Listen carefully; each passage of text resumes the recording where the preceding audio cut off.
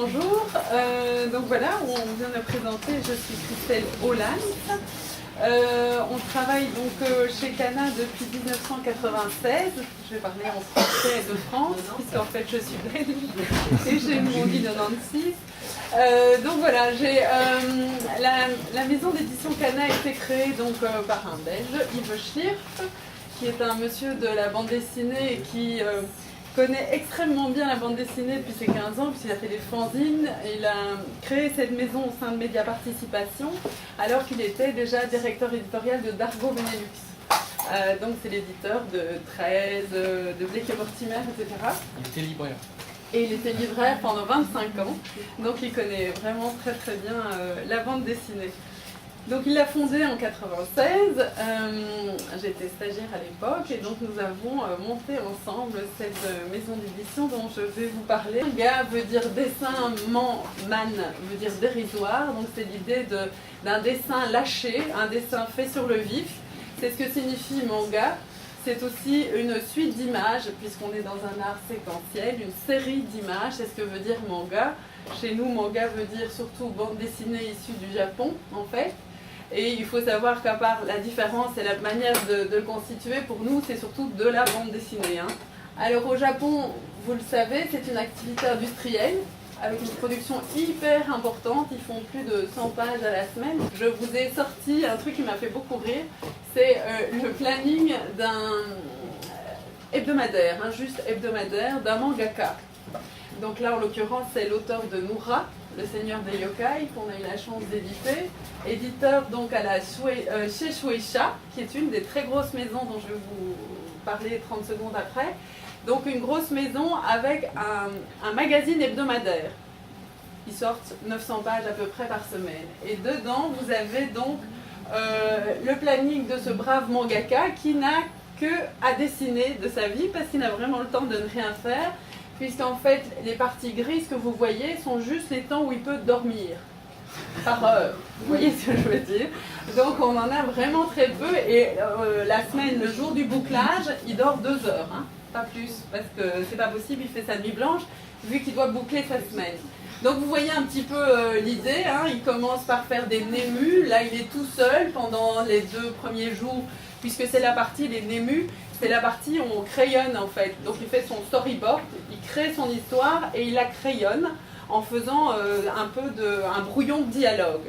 Ce nému va chez l'éditeur, parce que l'éditeur n'a pas le même rôle que chez nous. Chez nous on fait de l'art, et donc c'est un auteur qui vient présenter un projet, quasiment tout fait, et qui fait un peu ses courses auprès des éditeurs en disant bah tiens tu me donnes combien pour me l'éditer. Au Japon c'est pas du tout ça. Là il prend un bic rouge l'éditeur et il commence à barrer les dialogues, les scènes, etc.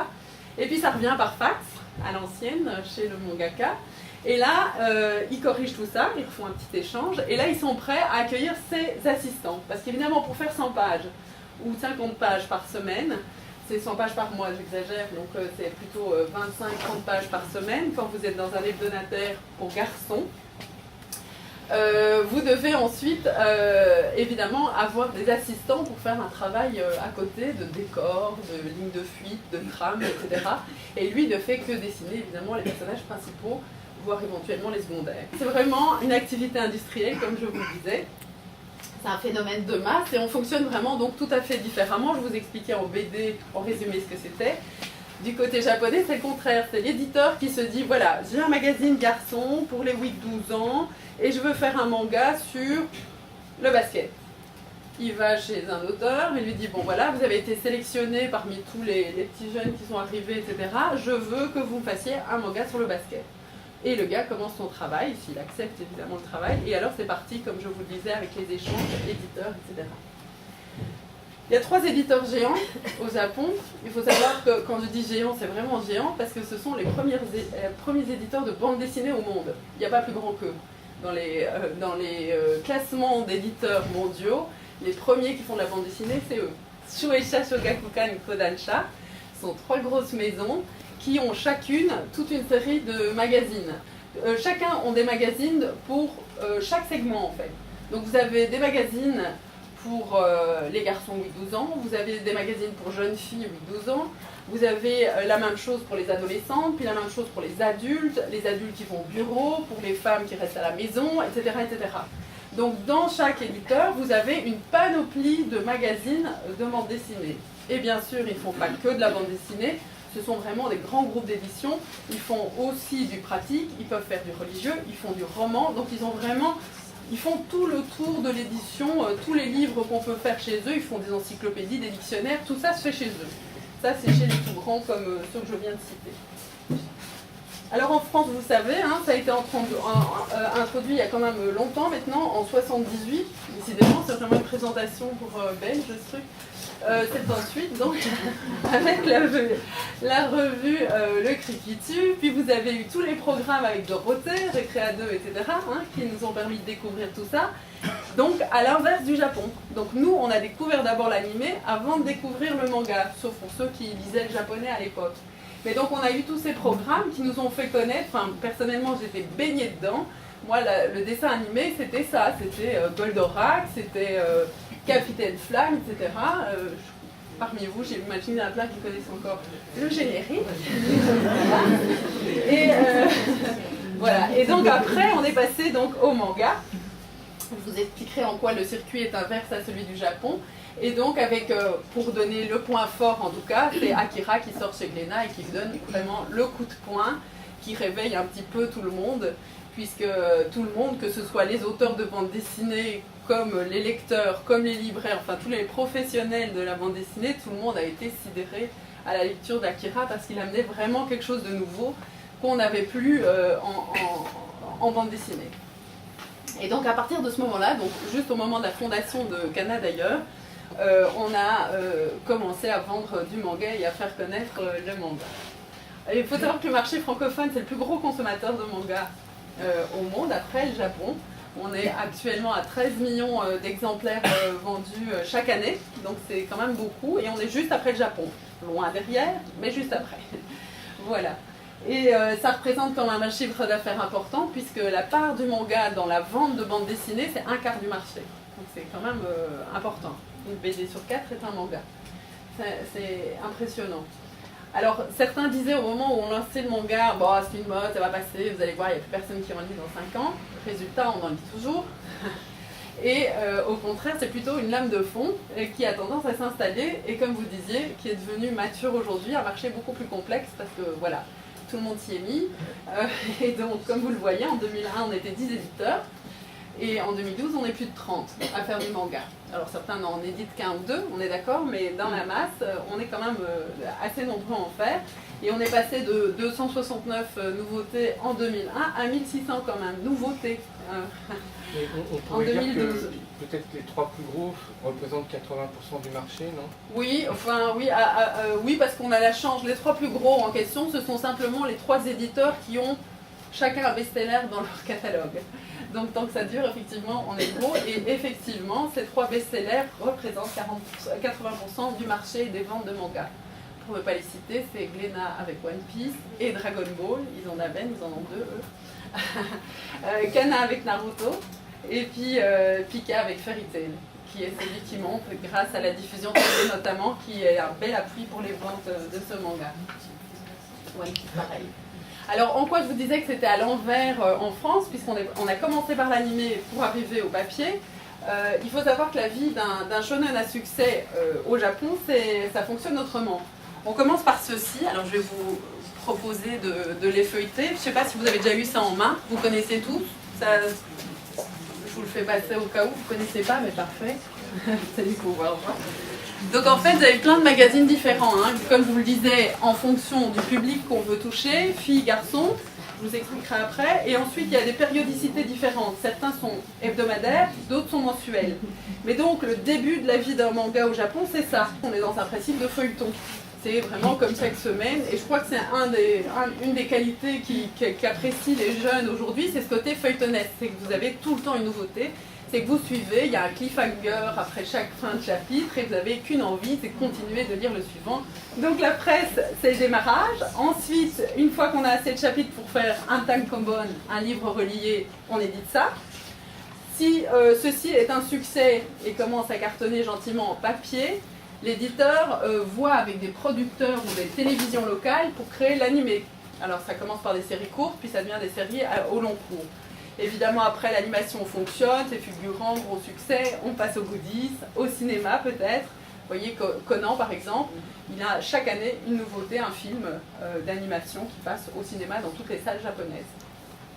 Et puis évidemment, les jeux vidéo qui sont les dérivés classiques en cas de succès. Il y a environ 21 séries à chaque fois, hein, c'est vraiment des gros bottins qui sont vendus pour rien du tout, donc c'est vraiment passionnant parce que vous pouvez lire ça toute la semaine, vous avez quand même 21 séries différentes.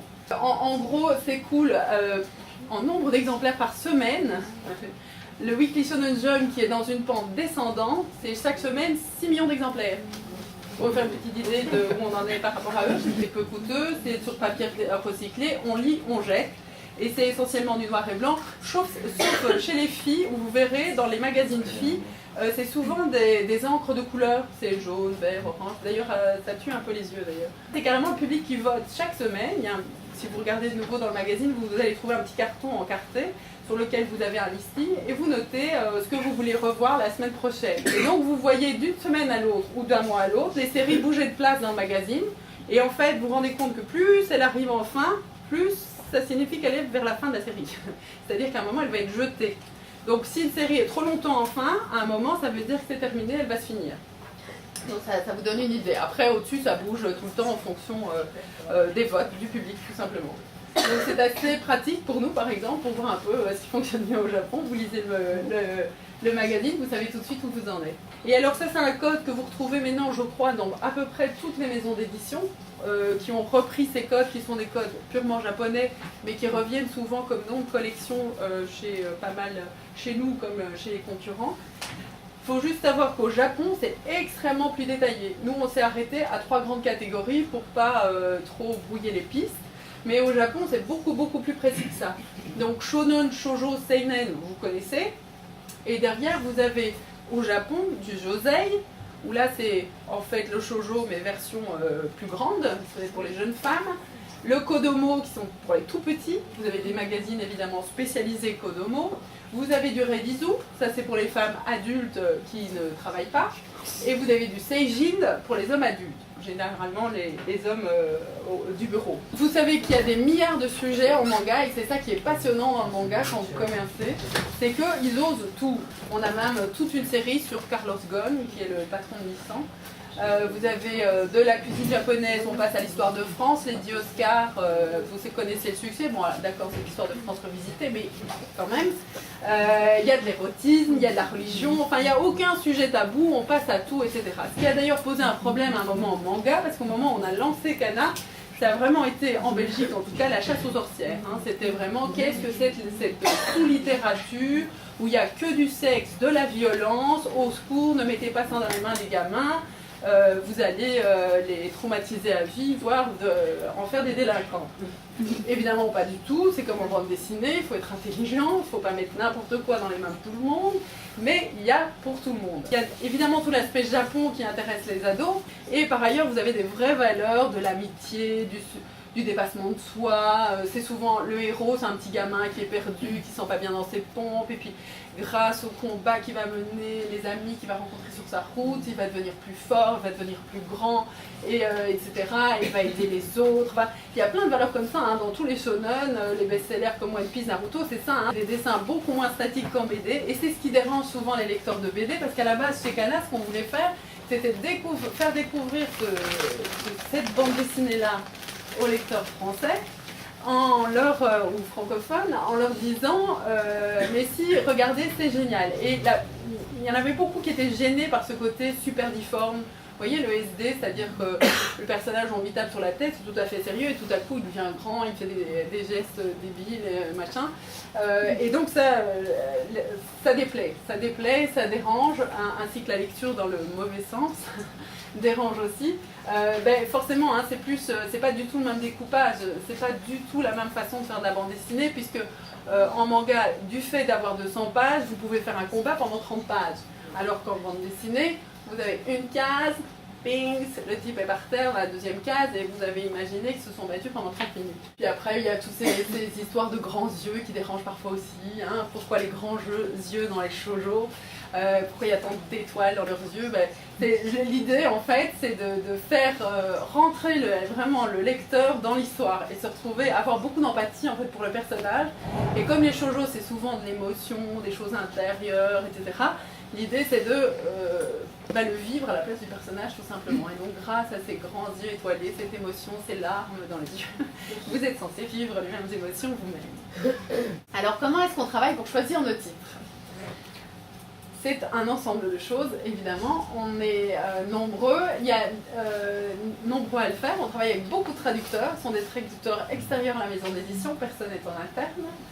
Et à la maison, on a les éditeurs et des assistants éditoriaux qui font le suivi des livres et justement de cette adaptation. Alors, on est beaucoup sur Internet, avec des gens qui parlent japonais et d'autres qui ne parlent pas japonais. Donc, on a évidemment toute la veille qui est faite déjà par les francophones. Et puis, il y a la veille faite au Japon ou par des Japonais à l'extérieur du Japon. Et donc, on a énormément d'informations via le net, via les Twitter, via les Facebook. Il y a des auteurs qui ont plein de Twitter en direct. Donc, si vous parlez japonais, c'est le bonheur parce qu'ils vous expliquent tout minute après minute. Il y en a qui sont vraiment bavards. Et puis, donc voilà, ça c'est une façon évidemment de faire un tri. On lit tous ces magazines qu'on reçoit chaque semaine et chaque mois, en quantité industrielle, puisqu'on travaille avec plein de maisons d'édition. On les fait lire aux traducteurs, aux gens qui travaillent avec nous dans le scouting, c'est-à-dire rechercher les titres au Japon même, en librairie et de nouveau sur le net, et on croise tout ça pour avoir des résumés, des infos sur les différentes séries. Il faut savoir que certains éditeurs japonais ont un accord avec certains éditeurs français. Donc, par exemple, tout le catalogue Kodansha ne m'est pas ouvert. J'ai droit à certaines séries et pas d'autres. Donc nous, on doit dealer avec ça. Tout ne nous est pas ouvert. On doit un peu choisir. Et en fonction de tout ça, on peut ou pas faire des offres derrière.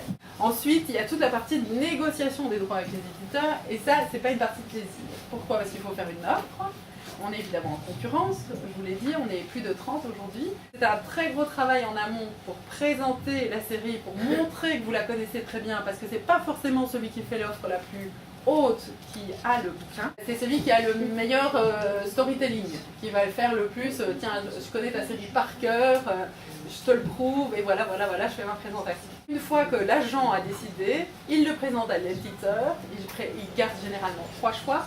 L'éditeur là-dedans le présente à l'auteur qui choisit, au Japon c'est l'auteur qui choisit son éditeur étranger, alors que chez nous pas du tout. Voilà, et alors le truc refait marche arrière. Une fois qu'ils nous ont dit oui aussi, il faut attendre le matériel. Et puis quand vous recevez le matériel, c'est pas sur le bon, donc il faut le renvoyer. Et puis ensuite, quand vous avez travaillé sur votre traduction, le lettrage, la correction, vous ne devez pas rendre ça quand même à l'éditeur, encore que ça va être l'étape suivante à mon avis, mais aujourd'hui on doit rendre les couvertures pour approbation.